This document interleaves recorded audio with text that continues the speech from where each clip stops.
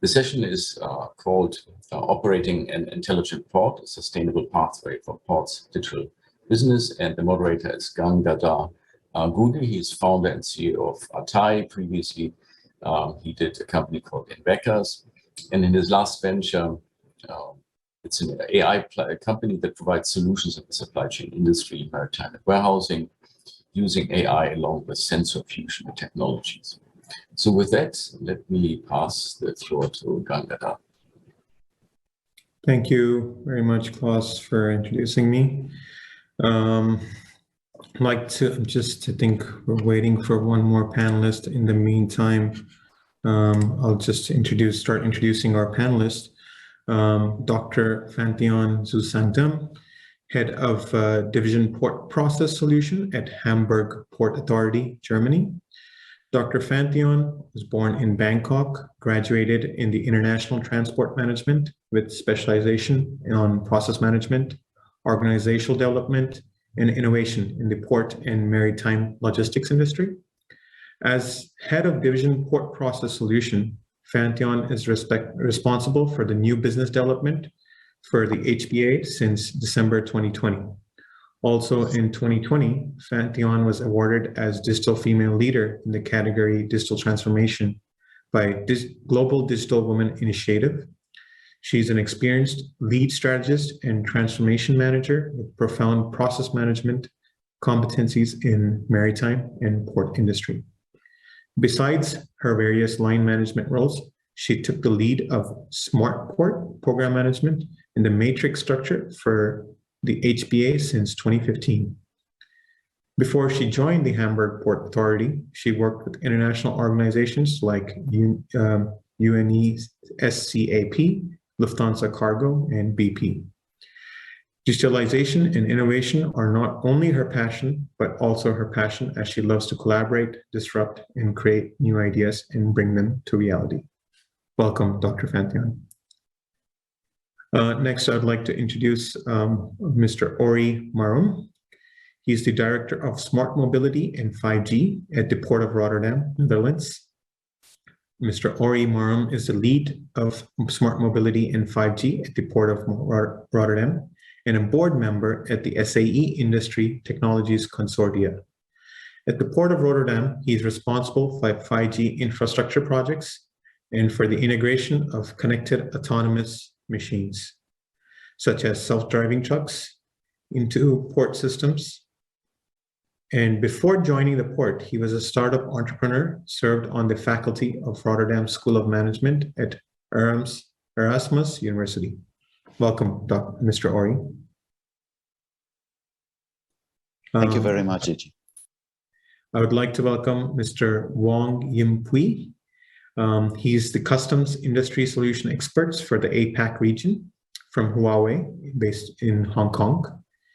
His professional fields include EDI Project Officer, System Administrator for Air Cargo Clearance Systems, Divisional Commander on Computer Systems Division in monitoring all IT systems of Hong Kong Customs, the Project Officer for Business Project Reengineering, BPR Study on the Customs Control Systems, Customs Spokesman on Intellectual Property Enforcement Issues, the Executive of the Early Study on Hong Kong Authorized Economic Operators Plan, and the person responsible of the units participating in the pilot testing of the Trade Single Window.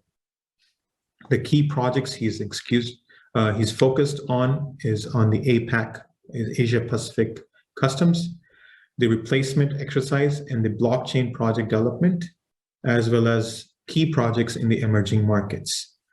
His roles stand as of today to conduct the customs industry and the customer analysis, customer engagement at the CXO level, and supporting the key pre-sales projects. Welcome, Mr. Wong. Oh, thank you, moderator.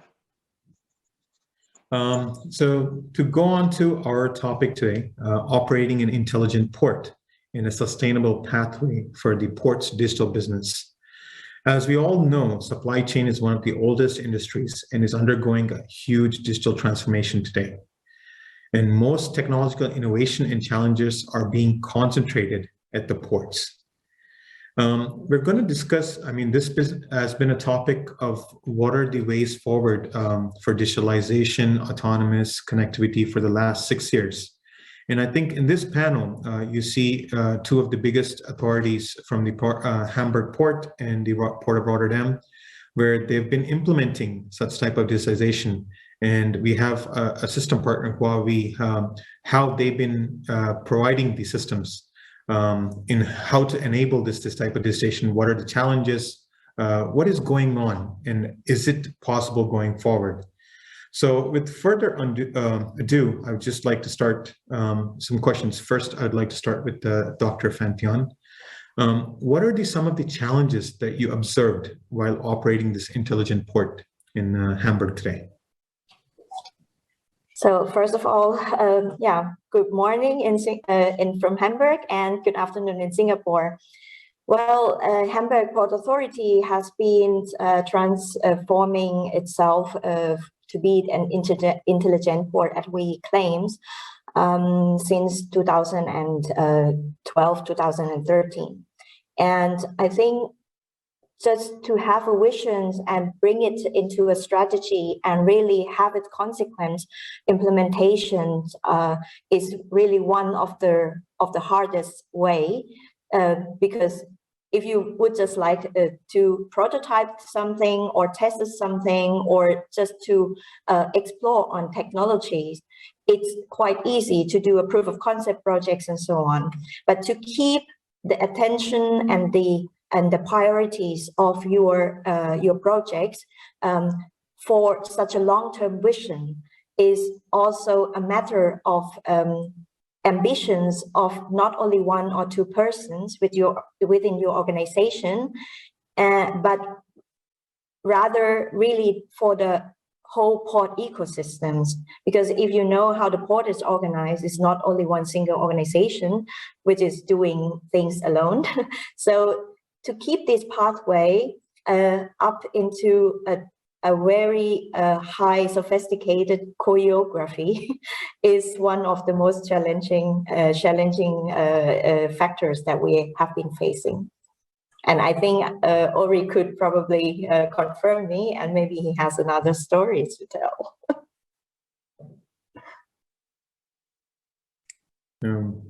Thank you, Dr. Phanthian. So, Mr. Ori, just to add to that, a lot of terms today when we say digital, is it just we're converting all the manual process to a digital standpoint of view, or is this the integration of the self-driving autonomous trucks, or is it the AI ML? Is it the decision making? When we say digital, what is the true digital that we're talking about today at Port of Rotterdam? Yeah, thank you.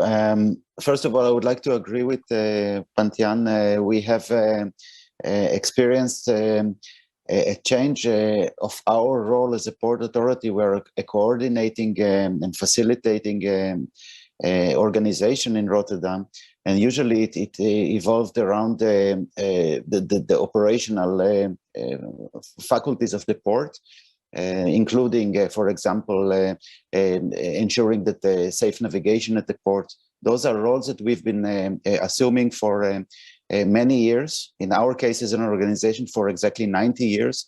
We're celebrating our 90th years as a port authority this year. The port is much older, of course. So the fact that we are coordinating many companies who have to work together in a safe and sustainable and efficient and competitive way, that remains. When digital developments are concerned, it's different in the sense that this is not the way some of the aspects of running a digital port are not consistent with the traditional organizational structure of the port. Indeed, for example, the cycle times of introducing prototypes, indeed, and a new concept into a port, like an autonomous trucks, are quite fast and they are quite uncertain at the point of introduction. Not so with building a bridge or with modifying a procedure around how ships enter a port, which are things that we're very good at, and Hamburg is very good at. When it comes to digital and AI and machine learning, we would admit very quickly that we are at the adaptation stage. We are quick learners, but we have not arrived there at the point even in Rotterdam, where we think that we have one of the longest track records with, for example, automation. We are still learning how to do that in a way that would bring on board as many entities and partners and collaborators from within the port and without, including in our neighbors in Antwerp and in Hamburg. We are learning how to work together to make it a reality. So that would be my introduction to the nature of the problem, because it is a challenge for us to adapt and become digital ports.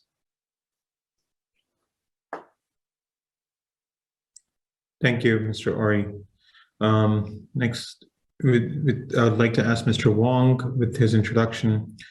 What do you see the role of connectivity? Is there hardware or systems present to support the present 5G and LTE at the ports today? And do you see it playing a huge role in complete integration, especially for data communication, and how crucial is it? Oh, thank you for your questions. Actually, before I go answering your questions, I would like to share my experiences, especially for the seaport operation. As you know, I'm custom officer for more than 3 decades. So my experiences learned from actually frontline operation with the sea cargo terminal, as well as the crew courier.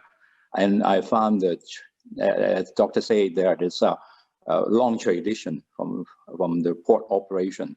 That is to say, there's still a need paper bill of lading, paper invoices, and back-to-back LC, and this has not changed for even 70 years. And I believe that it is time for changing. Especially, you will find that at the time when we are using to order air tickets, we may need to use our passport at the travel agents and making the using the booking via a dedicated machine to connect it with the airlines, and then they print out the carbon paper. You took the carbon paper to the airport, and then you transform the carbon paper into a boarding pass.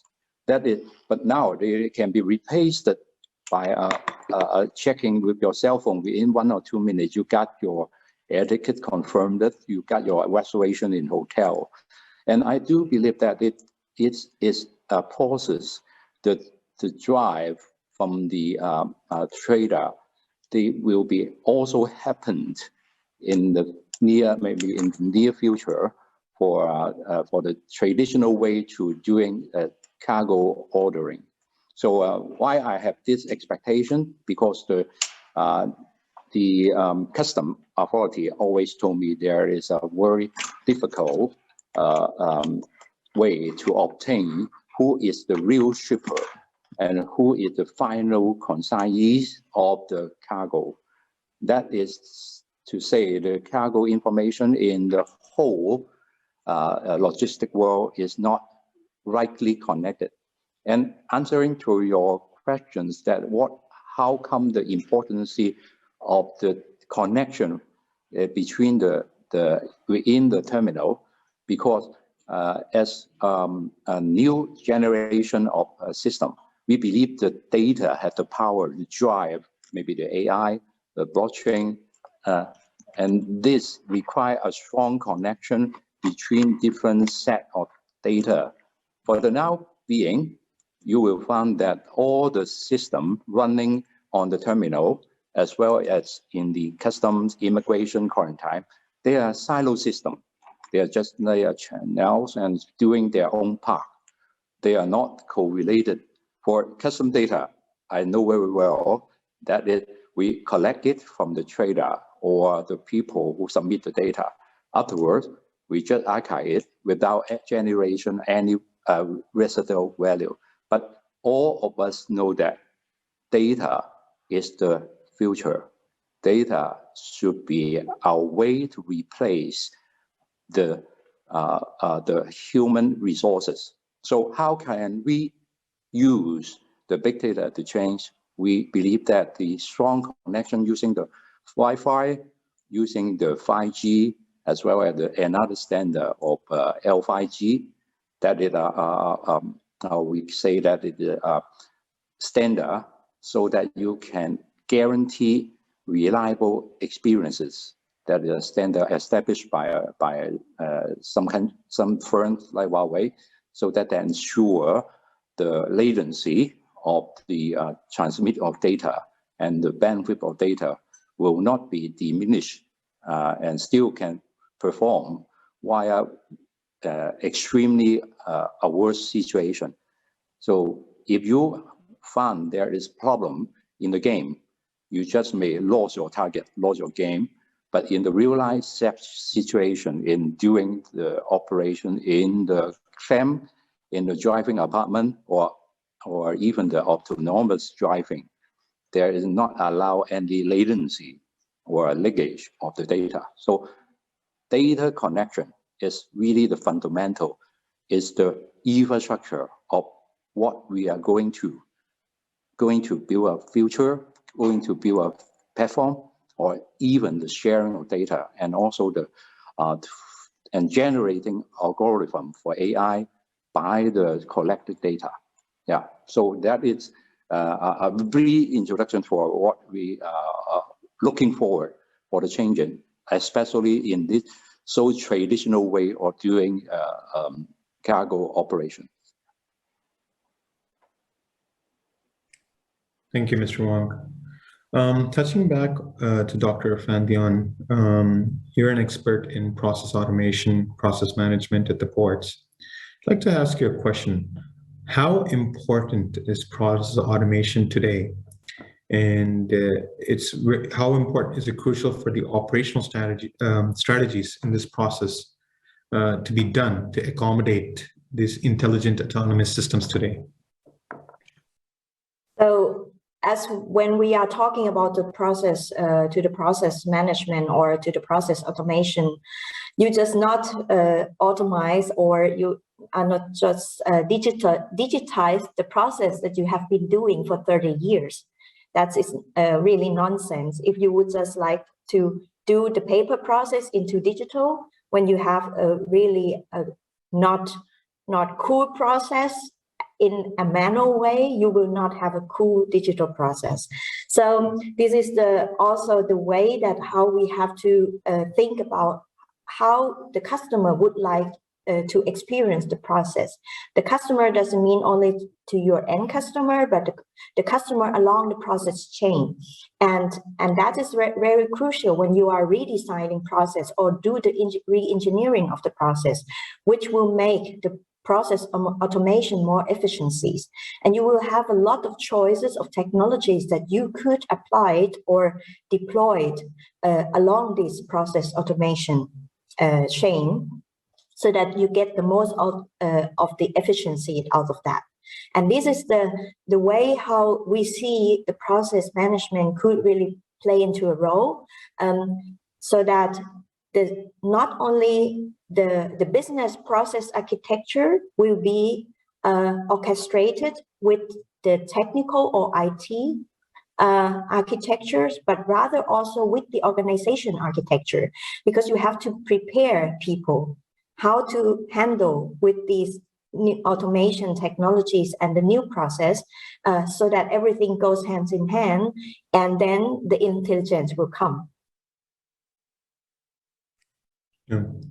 Taking that on, a good point, Mr. Ori, with respect to what Dr. Phanthian said, and adding to that, you see a lot of this technology and this training that needs to be done, but are the strategies of the ports evolving that quickly as the technology is evolving, or are the ports adapting this new reality?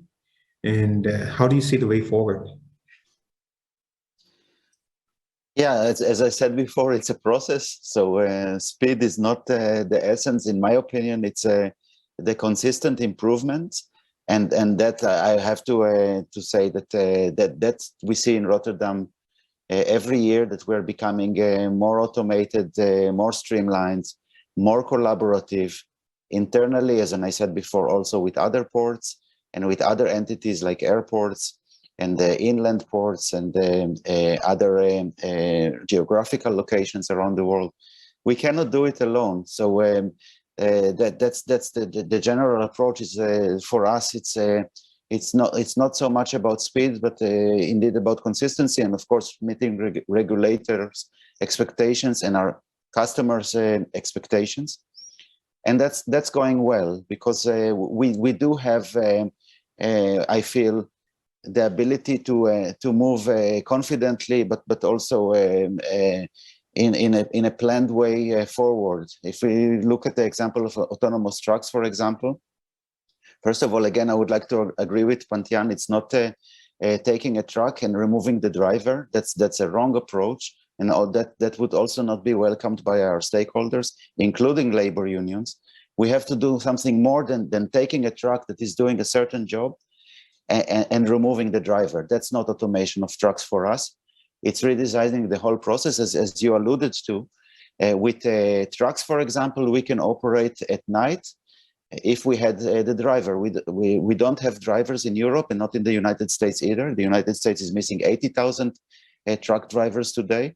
The UK is missing 100,000. The Netherlands is missing a lot, and I could go on and on. We don't have the drivers for day operations, let alone for night operations, and often on very boring and tedious jobs, like driving in bad weather, the same route between two terminals, in our case, no longer than 15 kilometers.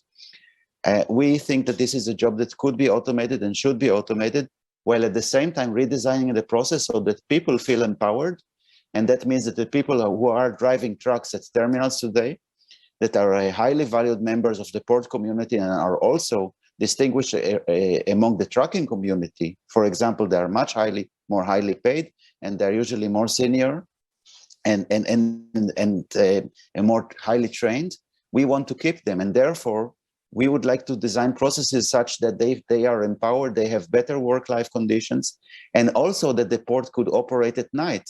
For example, if you operate a truck at night, you don't interact with the driving public, which means lesser pollutions. And that's without saying that trucks are as machines are becoming more sustainable when they're adopting battery technologies and also fuel cell technologies. So it's everything in one. It's connectivity with 5G. It's alternating the role of the truck because it's more sustainable, it's not polluting, and we operate very close to a city. And also because it's autonomous, it's more flexible in its operation. And that's only one example of how digitalization is transforming processes. It's not taking, as Phanthian said, an existing process that may not be ideal, that stagnated over a long time. And by the way, not only for ports, but also for cities. We see too many pollution in cities. We see too much pollution in ports. We could change that by moving to a digital automated process. And that's our approach. Oh, thank you, Mr. Ori. Mr. Wong, with respect to your experience on customs, you see data is the new future. That's what you just stated. On that standpoint of view, today in all this digitalization, every single hardware maker, every single software has their own standards or own PLC to extract the data. Do you think standardization across the industry is a must, or will it help? And is this possible to achieve going forward? Or will it take a lot of time? I see your point. Yeah, that is really important. But before going to answering you, I would like to echoing for Mr. Marom's sharing of the situation in Rotterdam, especially for the situation of the driver. There are rather scarce resources in the operation of the terminal, because actually I just want to share real life cases in the northern China that we using to you may know that, people may know that the port is, apart from the Shanghai CDB, apart from about 100 km. That is to say, when the driver want to go to report duty at the terminal, they had to spend 3 hours go there and another 3 hours go back. So what is the situation is there's no youngster want to join the driver. And it's come to a situation that the relatively high salary and even this high salary cannot attract the new generation into the industry. And this got a problem. So as we want to change the ecosystem and turn the traditional way to as the driver or the clam, it is also a very inhuman situation because they have to tolerate the situation and also get a back pain when they are carrying the camp operation. They have to focus very closely to the operation of the moving container. And we, by the connection of just we have mentioned, we using the GRE standard so that the CBD will have a command center directly linked with the operation in the terminal, so that the driving, the camp operation can be remotely controlled by exactly at the command center in the CBD area. So to save 6 hours a day of the valuable resources. And it also is very attractive for the people, especially they don't want to be a blue collar worker working in the terminal, but turn it into a white collar officer working in the command center. That is a totally new strategy, how to attract the people joining in the industry. We believe people is a very scarce resources. Attracting the most excellent people will causing the industry to be boom. So that is our way to turn a new ecosystem into an old traditional industry. And come to your question, I would like to share there will be very great changes. In the past, you will know that custom is always using a standard called a single window. That is to say, all the information could be submitted once and to be shared by different government departments. But all over the past version, this is nothing to do with the electronic clearance or vessel. Why? I can tell you that is the previous version of the single windows is based on the WCO, that is a World Custom Organization. WCO, just like this is an international organization to issue a standard for the custom to comply. And the latest version is 3.8. And this version is always have to be compiled by each of the custom when they build their IT system, so that the exchange of data between custom will be easier. But as I mentioned, there's nothing to do with the IMO data set. They do not clearly enough. Just only a few custom will put their data to cater for IMO for maritime needs. But in the coming data, WCO, I think they have changed their mind so that they can give a totally new version. We call it 4.0 to be released and catering the data set of the IMO. So that is to say, of course, as you mentioned, the data is really an important matter for the people to exchange the data. Even we have the single window for years, and more than 70 countries had their own single window. But the international exchange of data is still limited on the certificate of origin. So the world will be changed if the data set can be unified.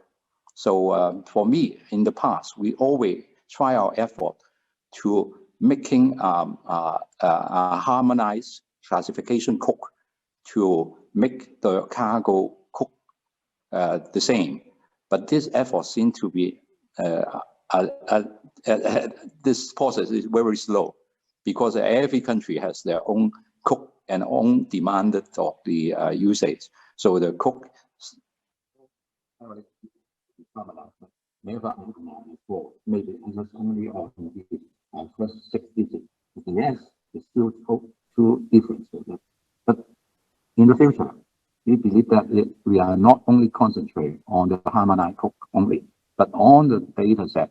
We should concentrate on the exchange of data, maybe by the API, not need to be a handshake of different system, but only we can exchange the data by means of the available or different API, so that with the global standard of the WCO data model 4.0, that they may be, and also this is another one big leap forward. It's this previous version of WCO data. They also limited for custom.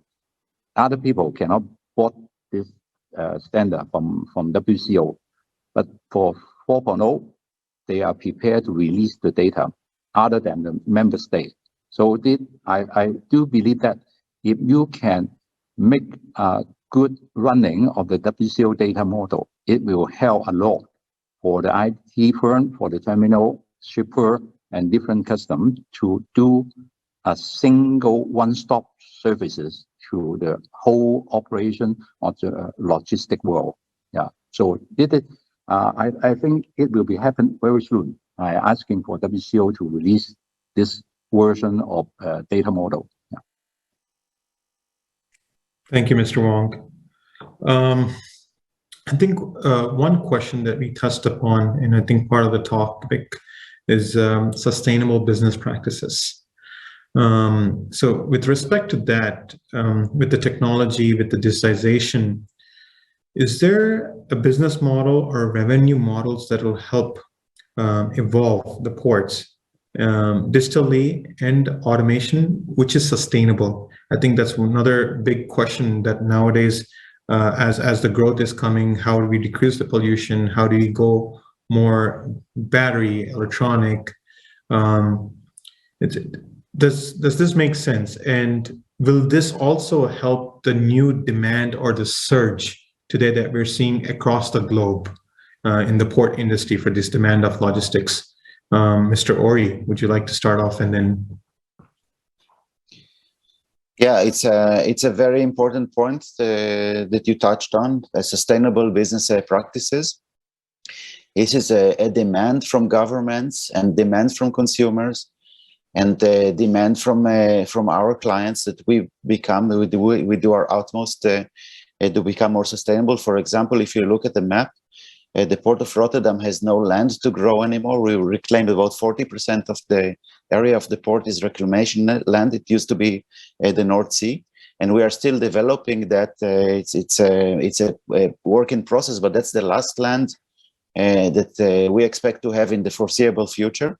And therefore, first of all, in order to develop these lands and to have the permission from society and from the legal authorities to develop it, we have to considerably reduce pollutions, which means not proportionally increase pollution as we grow our business. In the container sector, we consistently grow as most deep sea European ports in the recent years as vessels become larger. We are the deepest port in Europe, so they, for example, visit us in order to offload the containers before they enter Hamburg. That means that we get a lot of business, but we cannot grow pollution, not proportionally to how we grow our business, but in absolute terms. So it means that we have to grow volume while reducing pollutions in order to meet the European Union sustainability goals of carbon neutrality by 2050. Those are immense challenges. So of course, streamlining and optimizing business processes is the start. It's the beginning, and having the culture, it's the beginning of how to reach those ambitious goals and especially for Rotterdam. But it's only the beginning. We have to work together, as I said before, with other stakeholders, with other partners, and indeed much more closely with technology providers like Huawei.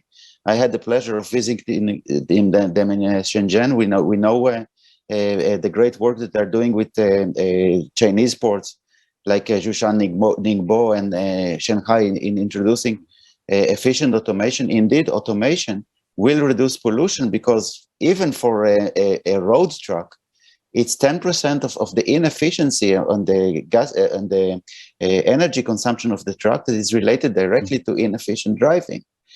And when we have night operations, we can reduce it even further. And when we have electrical and fuel cell driven trucks, we can reduce it further. But those trucks will need charging infrastructure and other fueling infrastructure that doesn't exist yet, and will depend on digitalization. So it all goes hand in hand. Yes, business process and sustainable business process culture is very important, but it's just a basic of the long road that we have to take together. Without it, nothing can be started. That would be my answer. Thank you. Just got a reminder, I think we're running out of time, but just briefly, if I can get an understanding from Dr. Phanthian and Mr. Wong.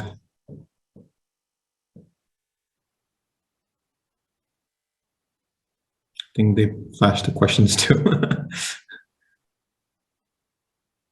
Shall I answer questions or? Sure. I think there's a question addressed to you as you work there. Yeah, I think before I would like to add to the point that Ori just made.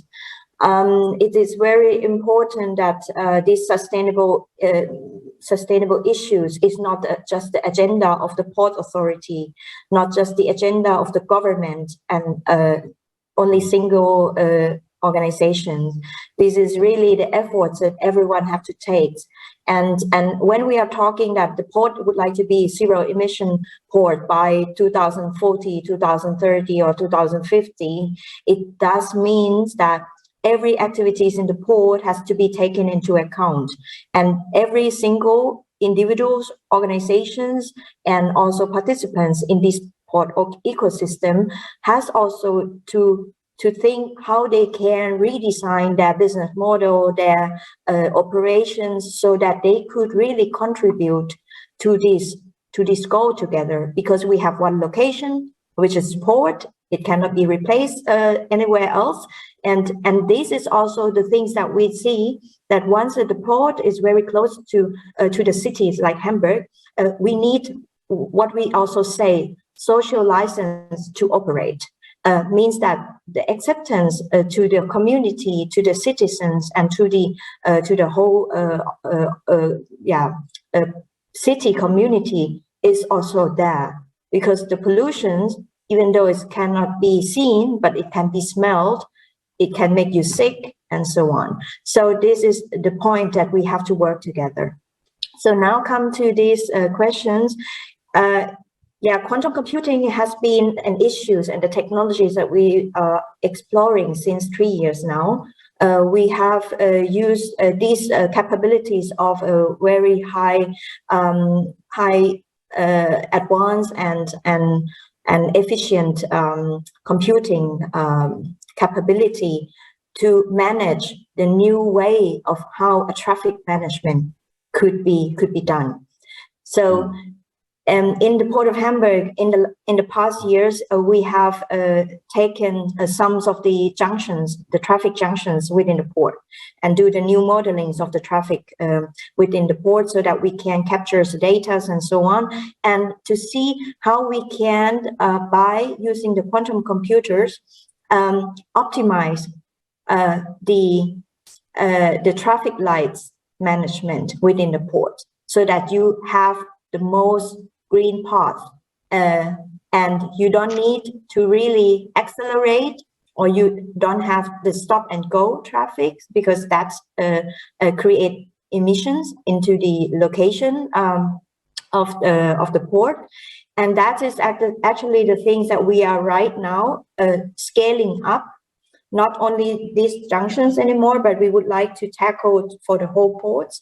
So we see really these transferabilities not only for the port, but rather also for the city. That's why we are also in a dialogue with the city management and with the traffic management of the cities, the police, and so on, so that how we can also make the maximum use of these and the benefits of these technologies, because the traffic is not just aimed at the border of the port, it goes on. So how, if we can do this smooth traffic management beyond also the port, it would be also very, very useful for us. Mm-hmm. Thank you. Our blockchain, and I'll just get the next question too. Are blockchain technologies being explored as a holistic digital platform for all port activities, trade financing, and climate change solutions? I'll leave it open to any one of you to answer that. Yeah, I take the first place. Okay. Yeah. So actually, blockchain, I will expecting a revolutionary changes. First, maybe in the fintech. And the next one, I expecting it will be happen in the logistic world. Why? Because there is a existing custom is facing a very embarrassing situation because a traditional way of operation, the ultimate shipper and the people who making order in the Alibaba is always masked and let the custom officer in the dark. But with the blockchain technology is already in places, especially the blockchain technology has the smart contract. That is to say that the traditional ways to using the LC for payment, or your traditional way to pay at bank for custom and waiting for another working day that the goods can be released, will be done within 10 minutes or less by the smart contract way and you using the payment gateway in the cryptocurrency. You will solve the problem very easy.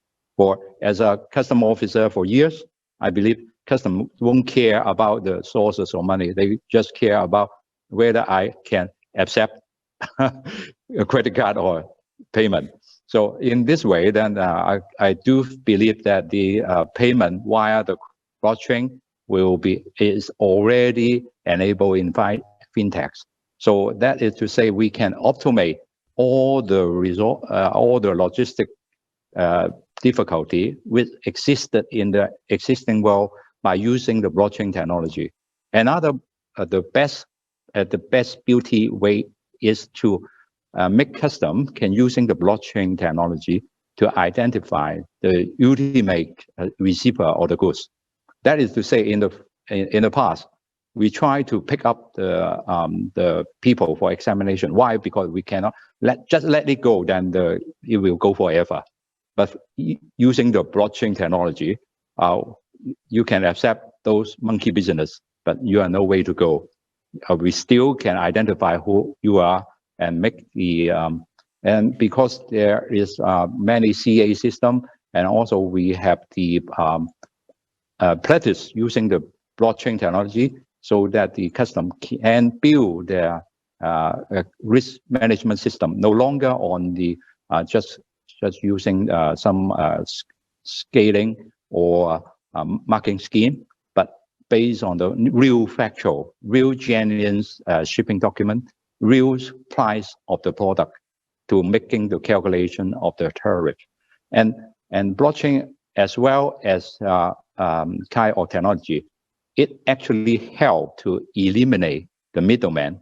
Why there is a need for the elimination of middleman is because there are too many middlemen will causing the overall transportation cost as well as the information cost, and finally the overall cost will be higher. Without the middleman, then the cost of absolutely will be lower, and the efficiency of this kind will be much lower. No, exactly. The efficiency will be much higher, especially you will find that the custom will, based on this information, to release the goods without hesitate because they no longer doubt about they can trace back, they can audit all the stuff. So for me, blockchain will have another evolution on the logistic world, but just depend on who can ride on top of this wave and how you can make the platform for the trader, for custom, and also for immigration. And I do believe that other professions, Mr. Marom, especially a big, you are the Rotterdam, the key spot in the Europe. You will have the idea how the blockchain can help others to build trust as well as to facilitate all the existing procedure. Thank you. If I may, I would just, sorry. Oh, sorry. We have to come to an end soon. Ori, go ahead. Sorry. I would like just to agree that blockchain is very shortly is important to the ports. The Port of Rotterdam has launched a number of initiatives around blockchain, including our block lab, the Deliver initiative together with Samsung, SDS, and ABN AMRO, and most recently our company Naviporta. And the goal of those initiatives for us is to reduce the paper trail. A container, when it arrives in Rotterdam from Shanghai, typically has about 20 parties that are concerned with the process, and they don't always trust each other, and therefore blockchain is a very important facilitator in reducing paper trail and increasing efficiency. And I would like to add that nevertheless, that blockchain could bring also different benefits to our port industry, but still they have some critics on how the blockchain infrastructure is consuming huge amount of electricity around the world. Like today, we already have like 110 terabyte of these or terawatt, sorry, of these blockchain consumptions when we are talking about the electricity consumptions. And right now we are facing energy scarcities situations because of the war, because of these limitations of the embargoes and so on. So we have to think this holistically.